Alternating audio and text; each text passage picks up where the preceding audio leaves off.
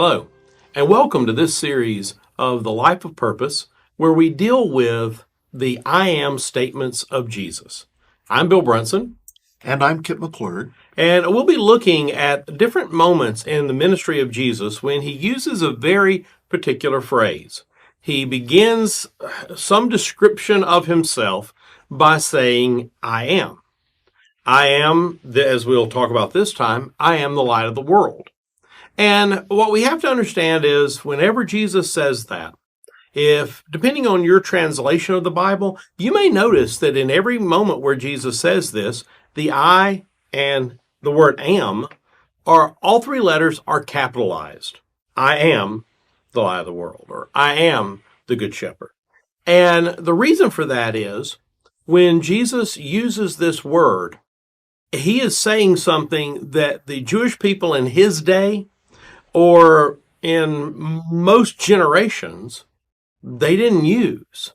You see, he's using the I am, the Yahweh, I am, we first encountered when Moses is standing next to a burning bush in Midian on the side of the mountain, when he suddenly asks the burning bush who is telling him to go and to bring God's people out of the land of Egypt, and suddenly he says, who am I going to say that sent me to do this? And from the bush you hear, I am who I am. Tell them I am has sent you. And the word there is Yahweh. And the Jewish people had such reverence to this. The Jewish people had such reverence to this, they would often refer to God, if they wanted to refer to God in a way, they would refer to him simply as the name, because they wouldn't say the name of God, they just said the name.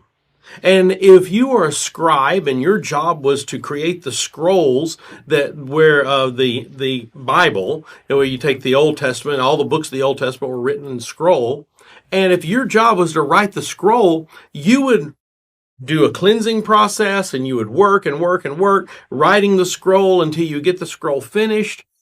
But everywhere it was supposed to say God. Anywhere in the book, of whatever book you're writing, Genesis, whatever it might be, Psalms, whenever it said God, you've left a blank. And then you have another cleansing process that you go through in fasting and prayer and getting yourself as right as the temple would say you could be, before you would sit down and write the name of God on that scroll. So the name of God was so sacred, it wasn't spoken. And here comes Jesus, Rabbi from Nazareth. And he stands and says, I am the light of the world. That's what we first hear in John, the 8th chapter, the 12th verse. Again, Jesus spoke to them saying, I am the light of the world. Whoever follows me will never walk in darkness, but will have the light of life.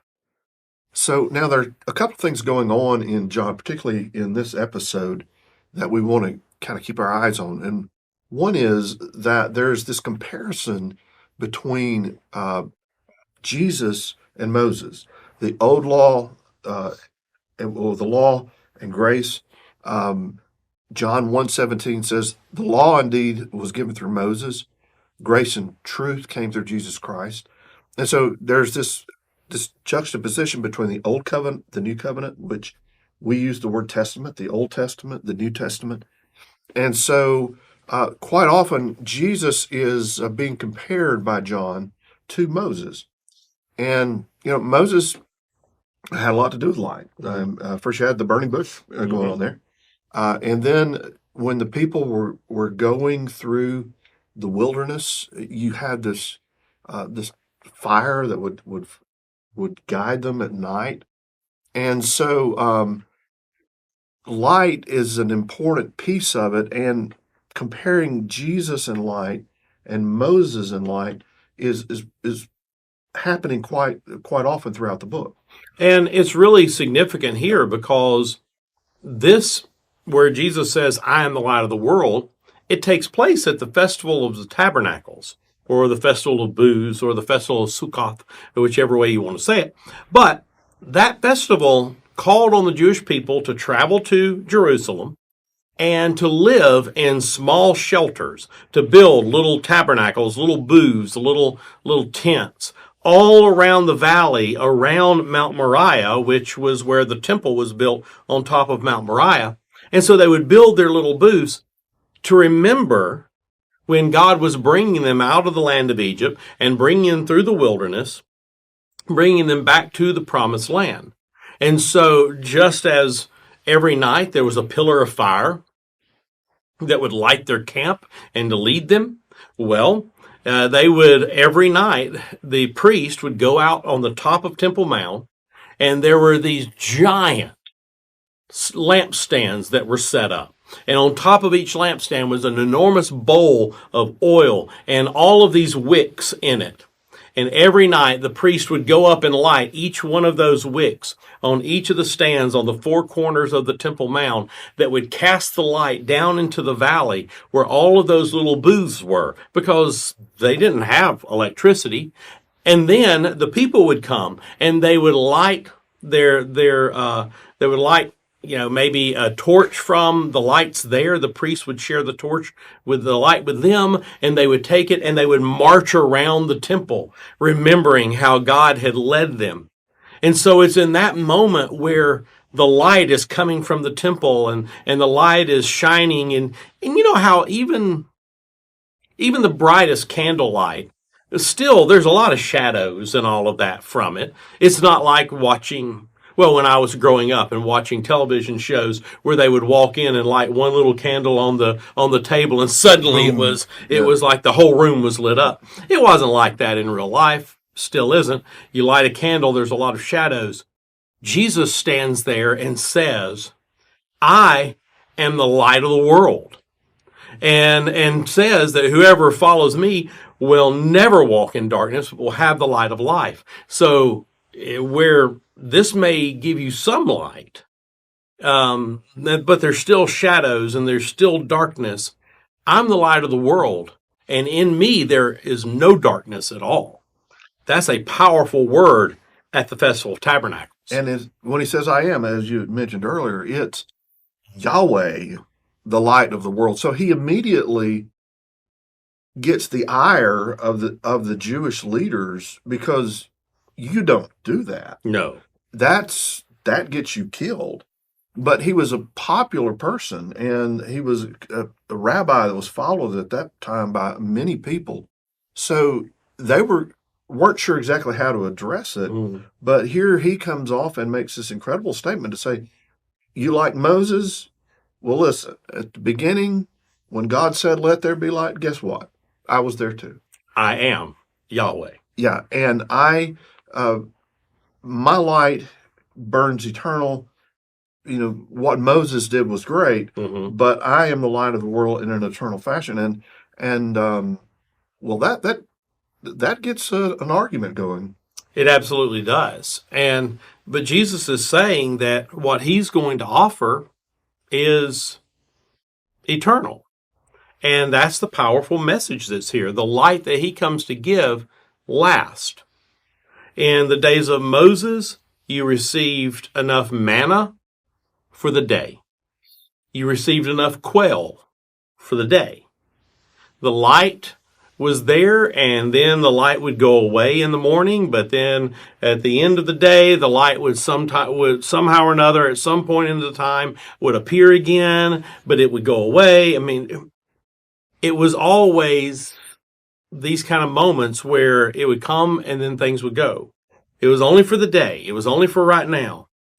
What Jesus is saying is he is the light of the world, and he can shine into our lives a light that doesn't go away, that doesn't fade, that isn't ever overcome by darkness. And that's a powerful message. You know, there are times in life where it feels like the light is being overcome by darkness. And that's one of the phrases in John 1, that the light can't overcome it. You know, one of the beautiful services that we do here happens on the shortest night of the year, the 21st of December. When people have lost dear loved ones in that year or in years previous, and the holidays come and it's filled with lots of noise, but it feels like that darkness is coming back over, and so we offer that service, and it's often small, but it's a beautiful moment for people to have a sense that this is not the end. This is I'm not alone in this. I'm with other people. The other thing I love is that night is the shortest night of the year, and kind of the choice of when Christmas was going to be established in the Christian calendar was around that date, because truly every day after that the light overcomes a little bit more darkness, overcomes a little bit more darkness until you get to full sunshine in the summer. Right, right. Because as John tells us in the very beginning of his gospel, Jesus comes as the light. The light will shine in the darkness, and the darkness will not overcome it. And so when we think about our lives and we remember who Jesus is, the light of the world, where in your life have you seen that light shine? And where have you seen even the smallest light seem to reflect and to grow? There is a memorial in Jerusalem to the children of the Holocaust. And as you walk through that memorial, you are met with light, the image of candles flickering all around you. But the reality is there's only one candle. There are a lot of mirrors in the room that are reflecting that candle over and over and over again. And it's overwhelming to see that. But I think about that when I think about Jesus being the light of the world. And how does he shine that light into the whole world? I think at times he shines that light by it reflecting in us. And we go into a situation and shine that light. And then that person takes the light and shines it again into someone else's life. And it keeps going. And the light of Christ is the light of the world. And so where could you be shining the light better in your life? Where have others shined the light into your life, reflected that light of Christ in your life? I think that this is one of the easiest maybe for us to understand in a way of Jesus I am statements, because we understand light and we understand darkness. And when it is pitch black and we don't even know which way to go or which way is up, and then someone turns on the light, or even the smallest sliver of light creeps in, everything changes. And so just know that Jesus is the light of the world, and he can shine even that sliver of light into whatever darkness you may face. Absolutely.